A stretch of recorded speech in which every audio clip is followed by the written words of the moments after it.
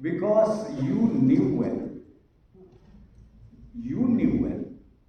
when you are in the opposition, be it Congress, be it NPP, be it any political party, when you are in the opposition, your priority is what?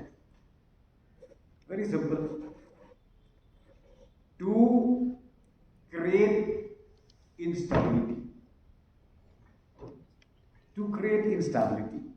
to create confusion. That is the priority of the opposition, be it in the national level, be it in the state level. I think everybody knows that. Citizens of India knows that. But ultimately, as I said to you, we are here, be it MDA government or be it any government, we are here to make sure that safety of citizens of the state is fully protected.